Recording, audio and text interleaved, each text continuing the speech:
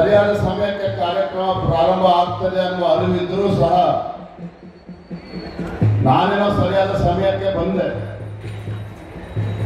ಆದರೆ ಈ ಜಾತ್ರಾ ಮಹೋತ್ಸವದಲ್ಲಿ ಯಾವ ರೀತಿ ಜನಸಾಗರ ಇದೆ ಅಂತ ಹೇಳಿದ್ರೆ ಸುಮಾರು ಒಂದು 8 ಕಿಲೋಮೀಟರ್ನಿಂದ ಜನಸಾಗರದ ನಡುವೆ ನಮ್ಮ ವಾಹನವೂ ಕೂಡ ಮುಂದೆ ಬರೋದಕ್ಕೆ ಸಾಧ್ಯ ಆಗಲಿಲ್ಲ.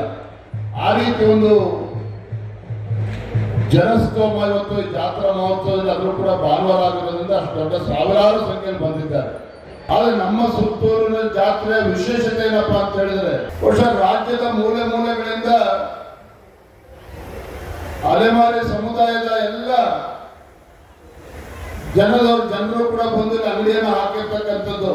ವಿಶೇಷವಾಗಿ ರೈತಾಪಿ ವರ್ಗಕ್ಕೆ ಒಂದು ದಿಕ್ಕು ತೋರಿಸುವಂತ ಕೆಲಸ ಜಾತ್ರಾ ಮಹೋತ್ಸವದ ಮುಖೇನ ಆಗ್ತಾ ಇರುವಂತದ್ದು ಬಹುಶಃ ಇಡೀ ನಾಡಿಗೆ ಅಷ್ಟು ಇಡೀ ದೇಶಕ್ಕೆ ಒಂದು ರೀತಿಯ ಮಾದರಿ ಆಗ್ತಕ್ಕಂಥ ಜಾತ್ರೆ ಇವತ್ತೆಲ್ಲರೂ ನಡೀತಾ ಇದೆ ಅಂತ ಹೇಳಿದ್ರೆ ನಮ್ಮೆಲ್ಲರ ಹೆಮ್ಮೆಯ ಸುತ್ತೂರಲ್ಲಿ ನಡೀತಾ ಇದೆ ಅಂತ ಹೇಳೋದಕ್ಕೆ ನಮಗೆ ತುಂಬಾ ಸಂತೋಷ ಮತ್ತು ಹೆಮ್ಮೆ ಅನಿಸ್ತದೆ.